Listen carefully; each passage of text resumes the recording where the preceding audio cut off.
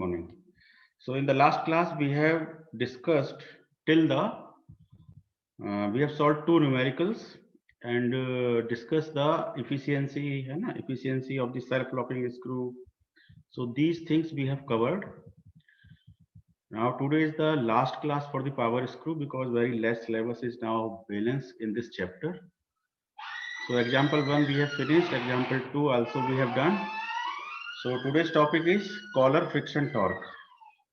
So basically there are two type of frictions in the power screw. So one is the friction between the screw, between the threads of the screw and thread of the nut. So there are two frictions.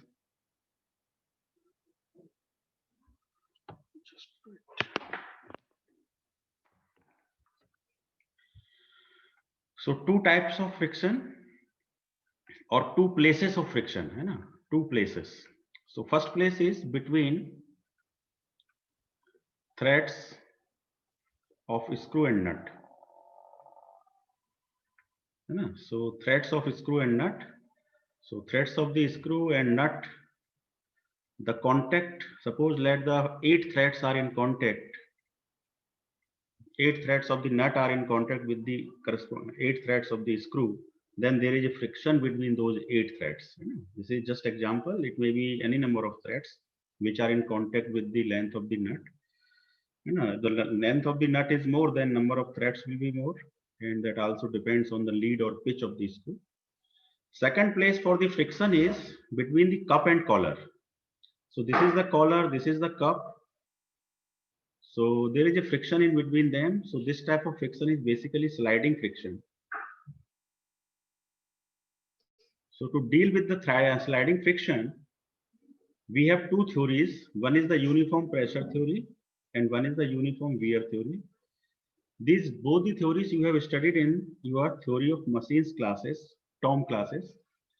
So as per the uniform pressure theory, the formula for the torque is mu CW. Mu C is the friction coefficient between the cup and collar. DO is the outer diameter of the collar. DI is the inner diameter of the collar.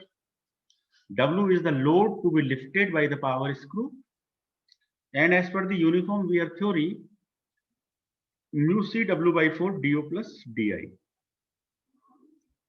So out of these theories, at the starting when we purchase the power screw or starting stage of the design, we use uniform pressure theory. After that, uniform wear theory is much more applicable.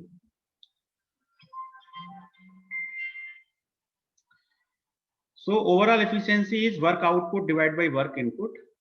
So initial efficiency we have calculated, that is WL. WL is the work output and work input is the torque multiplied by 2 pi. Work input you can find in this way. Work input is, let the effort is E and it is moving by distance pi dm in one round of the screw. So P into pi dm is the work input. So it can be written as P into dm by 2 multiplied by 2 pi. So P into dm by 2 is basically torque multiplied by 2 pi. So work input can be written as torque multiplied by 2 pi. So here MTT means it is the total torque. First is the torque required to overcome the friction between the threads, and second is the torque required to overcome the friction between cup and collar. So there are two types of the torque. One torque is to require to overcome the friction between the nut and screw, and second between cup and collar. If you add both the torques, then you will find the total torque. So when both of the frictions are given in question, then you have to take total torque. In sometimes collar friction is neglected in the questions because the value of collar friction is negligible when we use ball bearings between cup and collar. When we use ball bearings between the cup and collar, Then the coefficient of friction reduces and the sliding friction converted into rolling friction. The value of rolling coefficient is very less. So that's why collar friction can be neglected if we are using ball bearings. So if the numericals ball bearings are given, then you can cancel the collar friction tar and you can assume it to be 0. You can neglect this torque. Then in that case, this MTT will be converted into MT only. First part.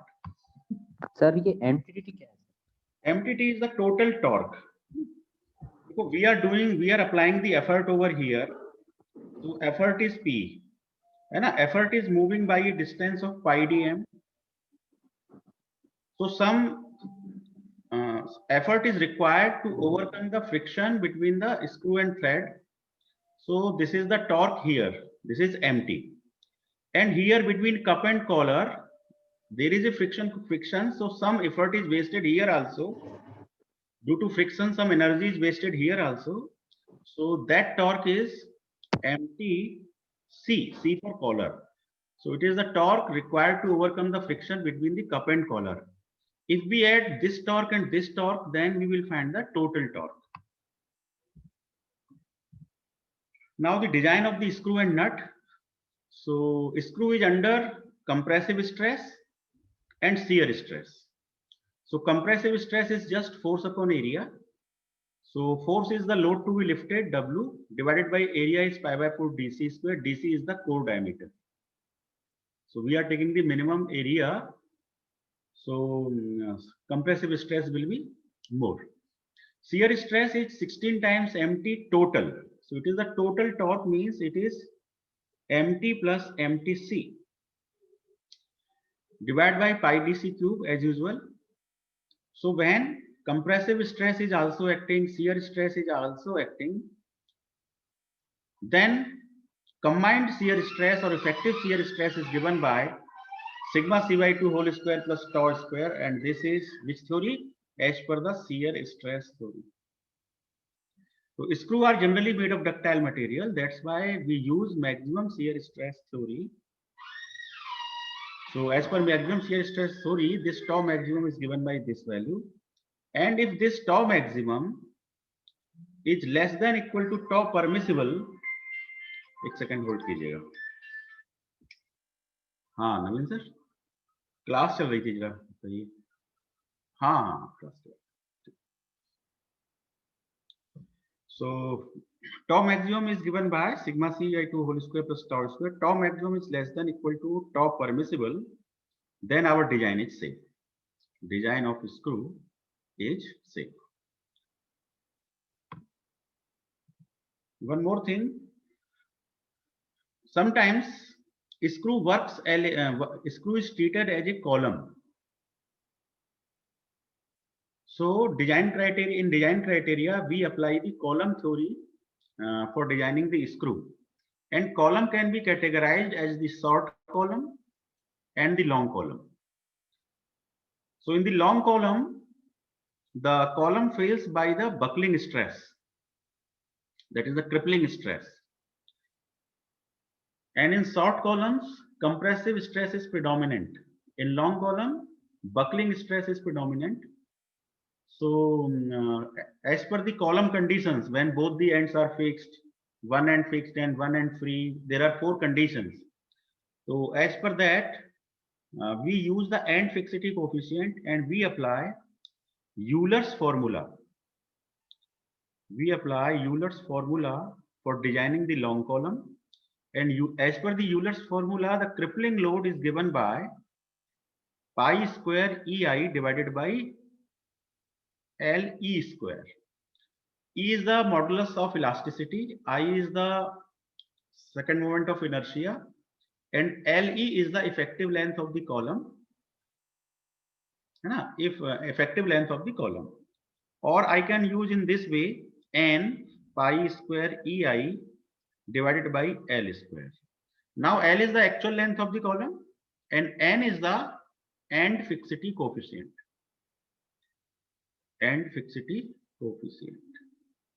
So in columns, there are actually basic 4 types of conditions. One is column is fixed at one end and other end is free. Second case, when column is fixed at both the places, it is fixed at bottom also.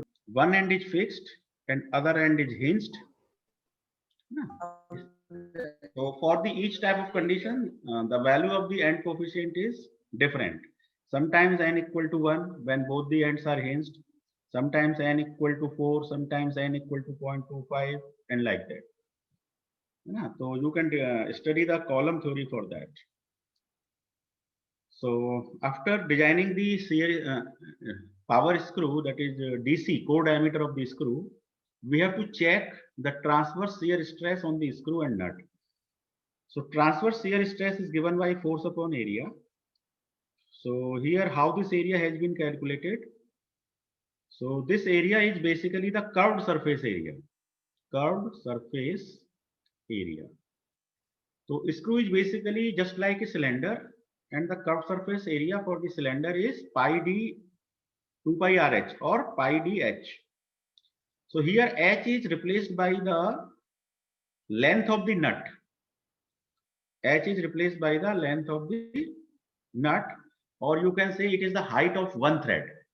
So height of one thread is T, D is DC, and pi, so it is the curved surface area of one thread multiplied by number of threads Z. So Z is the number of thread, T is the thickness of the thread.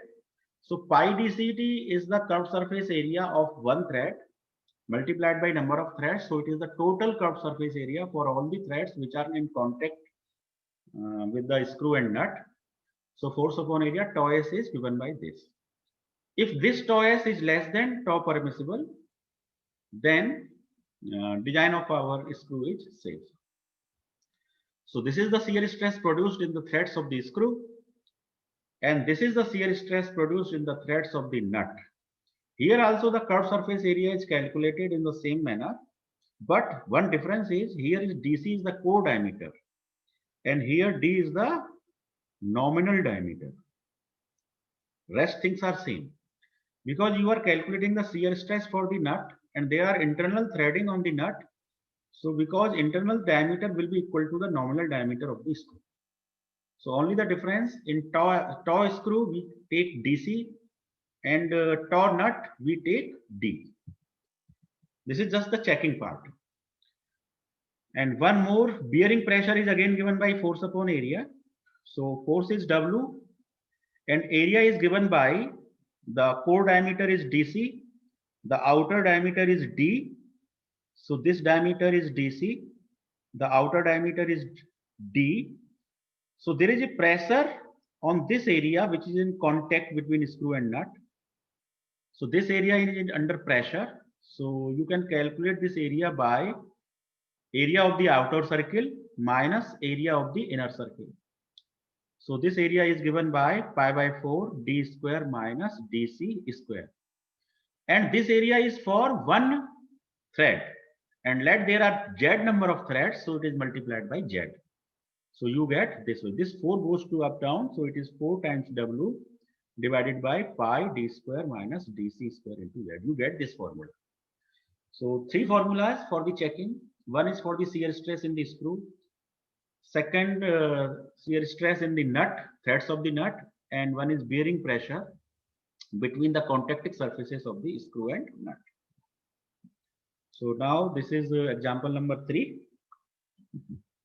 So just read it and we will find the diameter of the power screw, which is important, and rest are the checking parts. So एक बार जरा पढ़ लीजिए 1 minute के लिए इस question को सभी पढ़ें और गिवन डाटा नोट करें.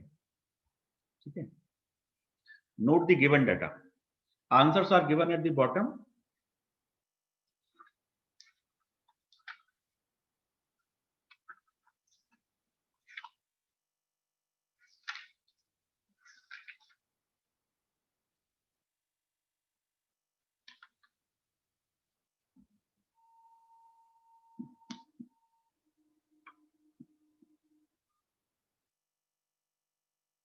So a single start square thread screw. So single start means the lead is equal to P. The P and lead are same. Is used in a screw press to exert a force of 50 kilonewton. So W is given 50 kilonewton. W is given, है ना? I am writing the given data here. W kilonewton, L equal to P is made of 10C4. SUT is given 340 megapascal. SUT is 340. Factor of safety is 4. So you can find the tau permissible. Tau permissible is given by 340 into 0.5 divided by factor of safety. So it is 170 divided by 4. How much it is coming? 170 divided by 4. How much it is coming? 42.5. 42.5 megapascal. So it is the permissible limit. है ना? Screw के अंदर जो produced stress है, that should not be greater than this permissible stress for the safe design. The permissible compressive stress is equal to permissible tensile stress. तो permissible compressive भी निकाल लेते हैं. Is equal to permissible tensile stress. It is given in question. Permissible compressive is equal to permissible tensile, and it is given by SUT divided by factor of safety. So SUT is 340 divided by 4. So this will be 85 megapascal. Okay, so both the limits are available. Shear stress limit is 42.5. Compressive limit is 85 megapascal. Right, and permissible shear stress is 50% of the permissible tensile stress. Already we have taken 50%. Already we have taken 50%. Sometimes this figure is given as 0.577 as per the distortion energy theory. Then you can take 0.577 in place of 0.5. So we have already taken 0.5. The nut is made of grey cast iron FG200. The material of the nut is FG200. And the permissible bearing pressure between the contacting surfaces of the screw and nut is 17 megapascal. So bearing pressure means SB. So SB is given 17 megapascal. Bearing pressure, the limit for the bearing pressure is also given. Material for the nut is given. A low friction thrust ball bearing. This word is important. Low friction thrust ball bearing. So when you are using thrust ball bearing, it means your sliding friction between cup and collar is replaced by the rolling friction, and coefficient of rolling friction is very, very small. So that's why torque required to overcome that friction is very, very small. So you can neglect, or you can assume, you can neglect this collar friction torque. So here MTC is 0. Here MTC is 0. So your total torque is equal to the torque required to overcome the friction between the threads of the screw and nut only. So here total torque and MT are equal because MTC is 0. Is used in the mechanism, and collar friction can be neglected. It is also written in question, collar friction can be neglected. The coefficient of friction at the thread surface between steel screw and the cast iron nut can be taken as 0.15. So mu can be taken as 0.15. Okay. So mu will be needed when you will apply the uniform wear theory or the uniform pressure theory. If there is a need, then you can use it. The coefficient of friction is this much. Determine the size of the screw. So this is the, you have to find the DC. DC means core diameter of the screw. Main dimension. When you can find DC, it means you have designed the screw. And length of the nut. So length of the nut is, let capital L is the length of the nut. So for the length of the nut, there is a certain limit. It can be taken as 1.5 times nominal diameter of the screw. It is the empirical relation. The length of the nut can be taken as 1.5 times the nominal diameter of the screw. So check the transverse shear stress in the screw. It means you have to check tau S, shear stress in the screw, and nut tau N. So you are having formula for tau S also, tau N also, and bearing pressure also. Okay, what is the formula for tau S? Tau S is given by force upon area. Area is pi dCt. It is the curved surface area of one thread multiplied by Z. So it is the shear stress in the screw. For nut, you will replace DC by D. For the bearing pressure, we have also proved bearing pressure is given by 4 times pi d square minus dc square into number of threads z. So everything we sir are doing. लिखा हुआ देखने हाँ, क्या नहीं दिख रहा है? दे रहा था। हाँ, मैं भी दोबारा से कर देता हूँ। तो देखिए, इस क्वेश्चन में हमें करना क्या है, determine the size of the screw. एक तो हमें डीसी निकालना है सबसे पहले। जब डीसी निकल जाएगा उसके बाद हमको टाउ एस चेक करना है, और टाउ एस चेक करने के लिए हमारे पास फॉर्मूला होता है pi DC T into Z. ठीक है, टाउ नट कैलकुलेट करने चेक करने के लिए हमारे पास फॉर्मूला होता है pi D T into Z. Bearing pressure check करने के लिए हमारे पास फॉर्मूला होता है 4W pi D square minus DC square into Z. ठीक है, तो इन सभी फॉर्मूलों को यूज करेंगे। सबसे पहले इंपॉर्टेंट है कि हम डीसी कैसे फाइंड करें। तो डीसी फाइंड करने के लिए मैंने आपको ये मेथोडोलॉजी बताई है कि स्क्रू के ऊपर एक तो कंप्रेसिव स्ट्रेस आता है, एक उसके ऊपर शियर स्ट्रेस आता है। कंप्रेसिव स्ट्रेस कैसे कैलकुलेट करते हैं, W by pi by 4 DC square से। टाउ कैसे कैलकुलेट करते हैं, 16 टाइम्स एमटी टोटल। यहाँ पे टोटल एमटी टोटल और एमटी इक्वल है, तो MT total can be written as MT only, so it is 16 MT by pi DC cube. Correct? So when both the stress are of different nature, one is compressive, one is shear, so the combined shear stress is given by maximum shear stress theory, and as per that theory, tau is given by under root of sigma c by 2 whole square plus tau square. तो कुल मिला के हमको ये फॉर्मूले use करने हैं। देखने में बहुत इजी लग रहा है, लेकिन स्क्रू की डिजाइन में आप देखेंगे कि जो कभी इक्वेशन बनेगी वो बहुत ही कॉम्प्लिकेटेड इक्वेशन बनेगी, तो उसकी वजह से कुछ अजम्पशंस लेकर के डिजाइन को किया जाता है। तो वो कैसे करेंगे दैट वी विल सी। तो सबसे पहले कंप्रेसिव स्ट्रेस निकालिए जरा।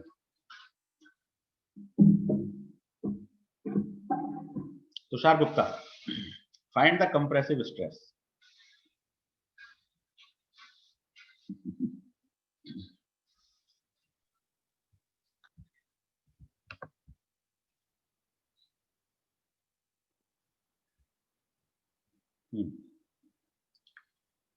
देखिए कंप्रेसिव स्ट्रेस कैसे निकालेंगे, सिग्मा सी डब्ल्यू। डब्ल्यू हमारा कितना है क्वेश्चन में, 50 kilo newton, means 50 into 10 to the power 3 divided by area pi by 4 DC square. अब डीसी अननोन है, डीसी तो डिजाइन पैरामीटर है, डीसी ही निकालना है, और डीसी यहाँ पर आ चुका है ना, तो डीसी के फॉर्म में ही सिग्मा सी निकलेगा नंबर 1। अब हमें शियर स्ट्रेस कैलकुलेट करें, तो जरा इसको सॉल्व करिए, कितना आ रहा है, divided by DC square 50 into 10 to the power 3 divide by 5 into 4, इसको बताइए कितना आ रहा है।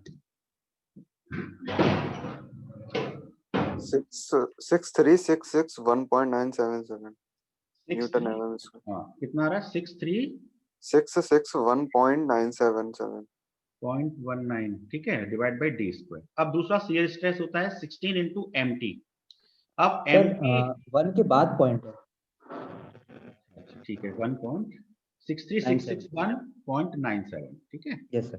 चलिए, अब 16 इंटू एमटी। अब एमटी कैसे निकालोगे आप, एमटी क्या होता है, W into D M by 2। MT यही तो होता है, एमटी टोटल, और एमटी यहाँ पे इक्वल है क्योंकि कॉलर फ्रिक्शन तो नेग्लेक्ट कर दिया। ठीक है, तो देखो एमटी निकाला कैसे जाता है, जनरली एमटी को निकालते हैं, एक तो एमटी टोटल जो होता है that will be the summation of MT plus MT C. अब एमटी के लिए तो फॉर्मूला यही है W into D M by 2, और एमटी सी के लिए आपके पास दो फॉर्मूले हैं, एक तो यूनिफॉर्म प्रेशर थ्योरी से और एक यूनिफॉर्म वियर थ्योरी से। जनरली हम यूनिफॉर्म वियर थ्योरी अप्लाई करते हैं लॉन्ग रन में। ठीक है, इनिशियल स्टेज में जब स्क्रू बिल्कुल आपने नया परचेज किया है तो वियर होने के चांसेस बहुत कम होते हैं, तो उस वक्त हम यूनिफॉर्म प्रेशर थ्योरी अप्लाई करते हैं। तो लॉन्ग रन में वियर थ्योरी अप्लाई करते हैं, तो वियर थ्योरी के लिए हमारे पास फॉर्मूला है mu W C divided by 4 do plus D I divided do plus D I, ये फॉर्मूला है। लेकिन यहाँ पर बॉल बियरिंग यूज की गई है, इसलिए एमटीसी इज 0। ठीक है, क्वेश्चन में बॉल बियरिंग से यूज हुई है, that's why collar friction can be neglected. So MTC is 0. So just you have to find MT only. So MT is given by W into dm by 2. W is given 50 into 10 to the power 3 Newton. What is the mean diameter of the screw? बताओ जरा, क्या इस पूरे question में mean diameter पता है? Core diameter भी पता नहीं है, स्क्रू को ही तो डिजाइन करना है और उसका ही डायमीटर मालूम नहीं है। तो स्क्रू की डिजाइन में इसलिए कॉम्प्लेक्सिटी आती है कि फॉर्मूले कुछ इस तरह से फंस जाते हैं कि जो चीज हमें रिक्वायर्ड है, जो चीज हमें निकालनी है, वही हमें फॉर्मूलों में यूज करने के लिए रिक्वायर्ड भी है। ठीक है, तो यहाँ पर आप mt को dm के फॉर्म में रख पाएंगे, है ना? तो एक पैरामीटर आपका dm और बढ़ गया। ठीक है, और dm को आप कन्वर्ट करना चाहें तो क्या होता है? dm का फॉर्मूला d माइनस 0.5p होता है, फिर उसमें एक दो पैरामीटर d और p आ जाएंगे। है, अब d भी पता नहीं है, p भी पता नहीं है, dm भी पता नहीं है, तीनों के तीनों अननोन है फिलहाल, क्योंकि डिजाइन ही स्क्रू को करना है। तो इस मेथोडोलॉजी को हम अप्लाई नहीं कर पाते हैं कि सिग्मा सी कैलकुलेट करो, टाउ कैलकुलेट करो और उसके बाद में इफेक्टिव टाउ कैलकुलेट करो, sigma C by 2 whole square plus tau square. तो मेथड तो यही है मैक्सिमम शियर स्ट्रेस थ्योरी के according, but we are unable to apply it because the initial dimensions of the screw are unknown. ठीक है, तो हम उसे अप्लाई नहीं कर सकते। तो अब हम डिजाइन प्रोसीजर कैसे शुरू करें? हम क्या करते हैं, स्क्रू को हम सबसे पहले केवल कंप्रेसिव के बेस पर ही डिजाइन कर लेते हैं। मतलब हम ये मानते हैं कि स्क्रू पे केवल फिलहाल कंप्रेसिव ही आ रहा है, शियर नहीं आ रहा है, ये मान के चलते हैं शुरू। ठीक है, तो मान लीजिए कि स्क्रू पे केवल कंप्रेसिव आ रहा हो, तो उस केस में हम क्या करेंगे, देखिएगा ध्यान से। Assuming only compressive stress, so sigma c is given by wi pi by 4 dc square. So when only compressive stress, then this stress can be replaced by the sigma c permissible, and sigma c permissible is 85 megapascal in our question. We have just calculated. W is 50 into 10 to the power 3 divided by pi into 4 into dc square. Now in this question only the unknown is dc, so you can find dc. चलिए dc बताइए कितना?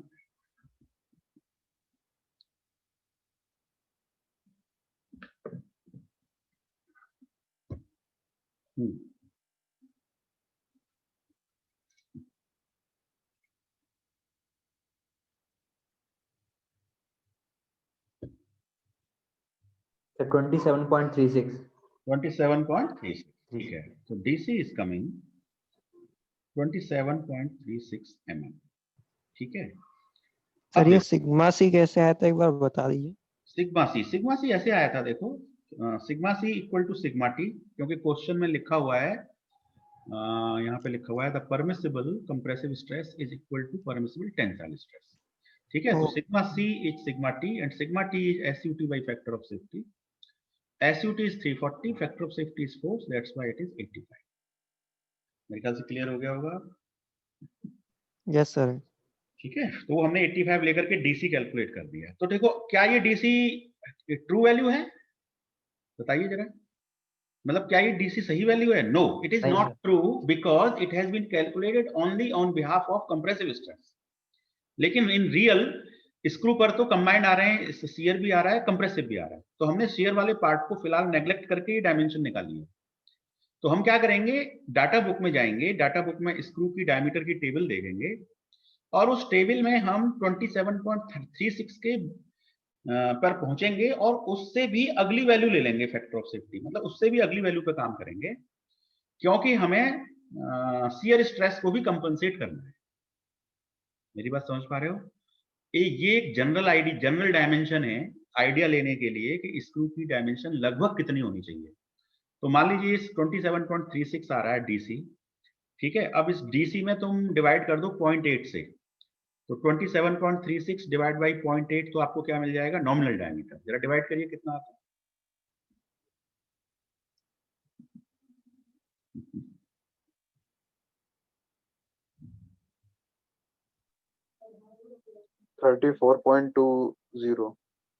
हाँ, 34.20। ठीक है, ये value मिल गई हमें on behalf of compressive stress. अब हम क्या करेंगे, हम डाटा बुक में जाएंगे और डाटा बुक में नॉमिनल डायमीटर का कॉलम मिलेगा। ठीक है, पावर स्क्रू में। अच्छा, पावर स्क्रू में भी ना कई तरह की वैरायटीज होती हैं, जैसे एक रहता है फाइन थ्रेड्स। फाइन थ्रेड्स का मतलब पिच स्मॉल है, थ्रेड्स जो है नजदीक है, पास है ना? तो फाइन थ्रेड्स होते हैं, कोर्स थ्रेड्स होते हैं जिसमें पिच ज्यादा होती है, एक फाइन थ्रेड्स होते हैं, एक नॉर्मल सीरीज होती है। तो कई तरह की सीरीज हैं, fine series, coarse series, normal series. तो यदि क्वेश्चन में कुछ भी मेंशन नहीं है then you can assume the normal series. तो नॉर्मल सीरीज वाली टेबल में आप जाएंगे डाटा बुक में, और नॉर्मल सीरीज की टेबल में आप नॉमिनल डायमीटर को देखेंगे तो उस लिस्ट में आपको मिलेगा एक डायमीटर 36, ठीक है, और उसकी पिच मिलेगी आपको 6, ये मैंने डाटा बुक से देख के ही लिखा है, 36 और 6। और इससे अगली डायमेंशन जो डाटा बुक में है वो है 40 और 7, ठीक है। अब देखो 34.20 के हिसाब से आप कौन सी डायमेंशन सेलेक्ट करेंगे, 36, लेकिन 36 केवल कंप्रेशन के हिसाब से सेलेक्ट करेंगे, लेकिन साथ में शियर को भी कंपनसेट करना है, तो हम एक स्टेप अपने आप आगे बढ़ जाएंगे फॉर द सेफ डिजाइन। तो हम 40 से स्टार्ट करेंगे अपनी डिजाइन। मेरी बात समझ पाए, हम कंप्रेसिव के आधार पर डीसी निकालेंगे, डीसी से डी निकालेंगे, इस डी के लगभग वैल्यू हम डाटा बुक में देखेंगे और उससे एक स्टेप आगे चले जाएंगे, जिससे हमारा शियर स्ट्रेस, पावर स्क्रू के अंदर जो शियर स्ट्रेस आ रहा है वो भी कंपनसेट हो जाए, मतलब वो उसके इफेक्ट के साथ फेल ना हो। तो 36 की जगह हम अपने स्क्रू को 40 मिलीमीटर का मानेंगे, ठीक है, 40 का मानेंगे कि हमारा स्क्रू कितने का है, 40 का है। ये हमारा फर्स्ट ट्रायल होगा कि 40 से क्या काम कर सकते हैं, राइट। तो अब हमारे स्क्रू की डायमेंशन कितनी हो गई, 40। अब इस 40 और 7 के अकॉर्डिंग हमारा डीसी कितना हो गया, डीसी का फॉर्मूला क्या है, डी माइनस पी, यही है ना फॉर्मूला डीसी का। तो डीसी कितना आ गया, 40 माइनस 7, 40 माइनस 7 इज 33 mm। तो हमारे स्क्रू का जो डीसी है वो कितना आ गया, 33 mm। Once DC is available, once DC is available तब तो फिर कोई प्रॉब्लम नहीं है, डीसी की जगह 33 रख के सिग्मा सी निकाल लो, डीसी की जगह 33 रख करके टाउ निकाल लो, सिग्मा सी मिल जाएगा, टाउ मिल जाएगा, तो फिर आप टाउ परमिशन या टाउ इफेक्टिव निकाल लो, कंबाइंड टाउ निकाल लो मैक्सिमम शियर स्ट्रेस थ्योरी से, और उसको चेक कर लो कि वो कंप्रेसिव, वो परमिसिबल स्ट्रेस से कम है, then the design is safe, then our this trial is final, otherwise we will move to the next trial.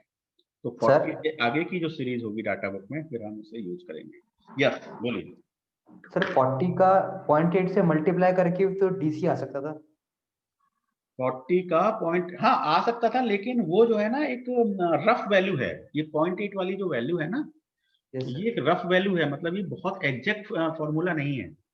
Exact formula जो है वो DC equal to D minus P होता है, और डाटा बुक में इटसेल्फ जब आप ये डाटा बुक में टेबल देखेंगे जहां पे ये 40 लिखा होगा, 7 लिखा होगा, तो वहां पे एक कॉलम डीसी का भी होगा, तो वहां पे 40 माइनस 7 होकर के 33 लिखा होगा, तो आप वहां से डीसी डायरेक्ट उठा सकते हैं, otherwise DC equal to D minus P.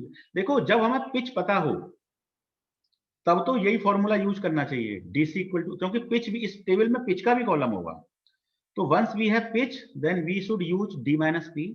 यदि some cases when pitch is not available then we go for this rough use 0.8 DC equal to 0.8 D,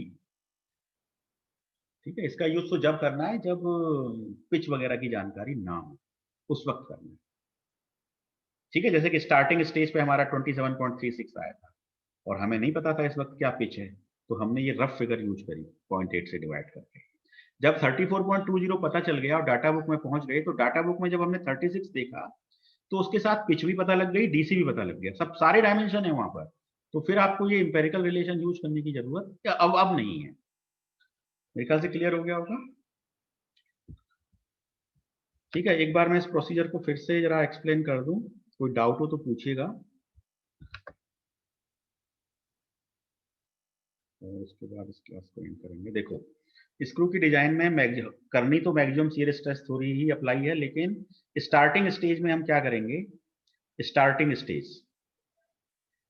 stage में हम कंप्रेसिव स्ट्रेस के फॉर्मूले से डीसी निकाल लेंगे, पहला स्टेप है ये, स्टेप 1, ठीक है।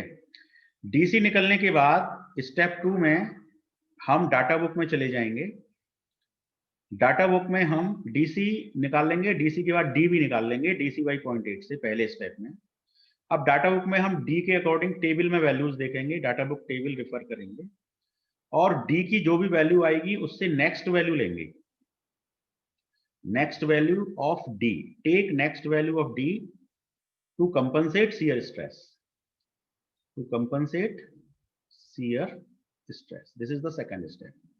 So once D is available means DC is also available from table, pitch is also available from table. So when DC is known, then you can go for step 3. अब step 3 में हम क्या करेंगे, दोबारा से sigma C calculate करेंगे, ठीक है। उसके बाद हम टाउ कैलकुलेट करेंगे,